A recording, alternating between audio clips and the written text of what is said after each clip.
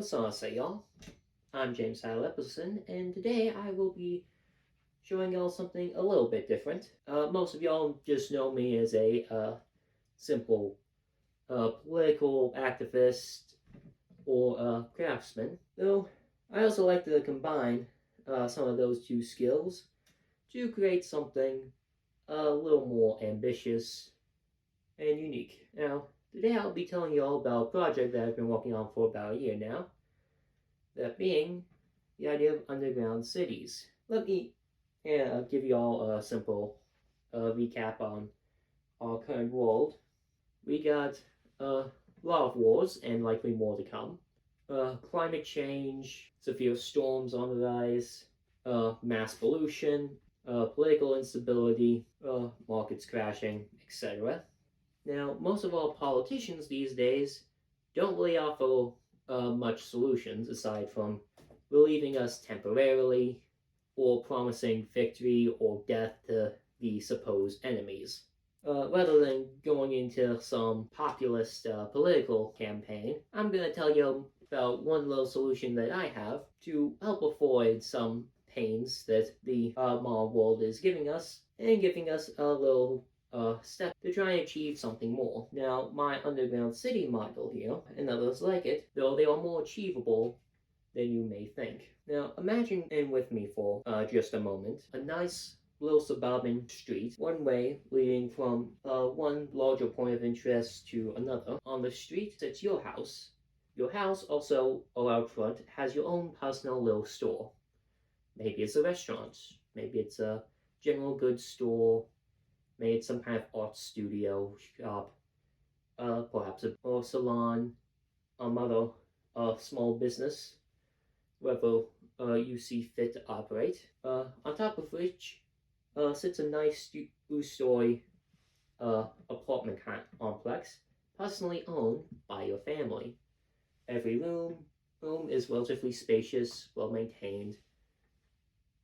The architecture of the building is specifically designed to help give you yourself a little bit of privacy, but also be easily connected to your relatives. Everyone on the street has a similar architecture, but completely different, artistic styles, and provides different services. So on towards the entrance of this little paradise sits a large warehouse type facility and connecting point. Just outside is a nice little hillside town, several others lined out linearly in these little rows. You have orchards growing on the side of the cliffs, as well as plenty terraces full of more specific crops. You have fish ponds, and then surrounding you, endless forest, wildlands full of abundant animal life, and more, with a few other complexes similar to this one. Back into the tunnels, you have these little cave complexes, little nodes of more connected civilization, little areas of malls, shopping centers, public gathering places, parks, more specialized commercial buildings. Some tunnels are solely for factory use, where they can easily capture all of the carbon, pollutants, etc., and use their byproducts to benefit the rest of the cities. You have giant towers jettisoning out from the subsurface all the way into the atmosphere. These towers are covered in green, serving as somewhat artificial trees. Inside, each few levels acts as essentially its own mini town. The tower itself functioning as a city itself. Every level has several greenhouses and all the amenities people need in daily life. Some more specialized levels in between, or specialized floors in between each level. A few airports for zeppelins and airships to better transport people from tower to tower. elevators and stairwells to connect people from below to up top, though few ever or need to travel the entire length. Possibly some of these towers could have bridges between each other's, serving as slightly smaller versions of the tunnels below. These massive towers also generate massive amounts of wind energy, solar energy, etc., clean the atmosphere out of all the previous generations' CO2 emissions, and feeding off of the current ones from down below. Around the tower's base, on the surface, sits a large circular or hexagonal village, a nice little small farming city. There's one around nearly all of the tower bases, some planned, some not so, functioning each as its a little isolated community, but still easily interactable to the trade by all the other cities. Back on the ground, some communities are more connected than others, some are more sparsely populated than others. Some tunnels only have a few buildings every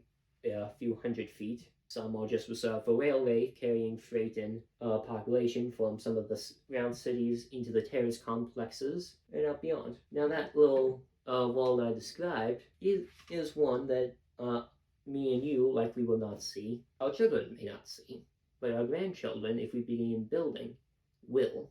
We ourselves would be able to see at the very least some partial construction. Now, in the modern day, the main thing we are capable of building right now cheaply, without needing much aid from larger companies and government involvement, would be smaller, reusing abandoned mining complexes and open pit mines and refurbishing them into little villages, partially underground, partially up top, some fortified against more specific coming disasters, and some just simply built for better commercial use, cheaper rent, etc. These little communities and building up stuff like this will preserve and also create thousands of little independent traditions and cultures, while many people are pouring their money into AI, war, and dumb investments, and a few slightly more forward-thinking investors are investing in space travel, or just simply preparing to survive them. I prepare to invest primarily in continuing civilization and transforming it. This idea of mine is simply one of many, and there are a lot of alternative ways to design and build underground complexes like these. One thing I have learned by designing these things by hand and constructing models is that it is fairly difficult, as not many people have really designed something quite like this before. The ancient Inca and several other civilizations designed terrace cities like Machu Picchu. An ancient precursor to the Hittites designed Dorian-Kuyu, an ancient underground city featuring agriculture and built everything one needs in an entire city. Ancient civilizations like Egypt, the Maya, Aztec, mound builders, etc. have built several mega projects over the eons. Massive towering complexes like the pyramids, some more practical or uses of technology and architecture, and some more indulgent. Though this project is unlike any of them before. Well, it combines multiple different kinds of technology, multiple different examples of civilization, and is more than just a single module. There would be hundreds, maybe thousands of these built up and continue to build up over centuries to come. Embarking on mega projects like this would create thousands, maybe millions of jobs for hundreds of years. It would create a housing for millions, potentially billions. Entire new civilizations could exist entirely within the confines of these city complexes. Part of these cities is to inspire stability, longevity for the people who build them.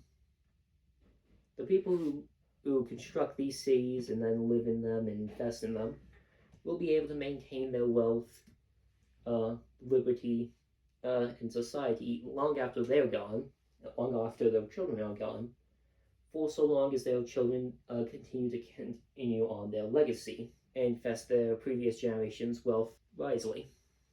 Unfortunately, it would demand multiple groups to build one of these cities, as many cities in the past required more than a single company or group to construct. You could build a few underground towns, rivaling, built along the principles of company towns previously, or government sponsored colonies, more isolated chunks. But to really build cities like these, it will take dozens of different companies specializing in dozens of different tasks, investing in the infrastructure, in social programs and buildings, all of which will have to be compensated with the space in the city, financial payments, name, legacy, and all of the designs. It will take social work from local governments, federal governments, and even foreign governments to build up these massive structures. Mainly, I designed my first round for Appalachia due to it being my homeland, though I also would expect to eventually continue on and pitch this idea to regions far beyond my own, even far beyond the US. And many are prone to more earthquakes or challenges. That simply adds a new level of complexity, a new challenge to overcome. But first, I must overcome the challenges of building them locally. So for this YouTube series will be a documentary of my little project, of the progress I've made in building it and designing it, and pitching it to whatever companies decide to listen, or possibly offer me a job. I also will likely need to recruit more people than just myself after this, as one of the main reasons why I'm deciding to advertise it, as I am one man without any official education in engineering or architecture, other than what I have been self-taught. I cannot fully design and definitely not build everything that I want to build. And we'll need partners to continue building and planning out such mega projects. At the moment, I can't offer any financial compensation other than the promise of if eventually we use these ideas, that they would get an even cut. Possibly one larger than my own. I also intend to put some kind of patents on some of the things that I have designed and created. Not to simply gatekeep the technology or avoid others from copying me, but to make sure no one is able to gatekeep and deny the ability for people to build and design such complexes. Simply, I want to be involved in the creation of such cities, though there are a few things that I would possibly like some compensation for. Primarily, I just want to pitch the idea rather than stop anyone from or fully control how these are built, aside from trying to stop corporations and stuff from simply using the invention as they did with the mall. Now, I will be making more in-depth videos on this topic, on this project, and others like it. But for now, that is it. And I bid y'all adieu. Down to go he. I've been James Tyler Epperson, and I thank y'all all for listening and being patient with me. I will see y'all next time.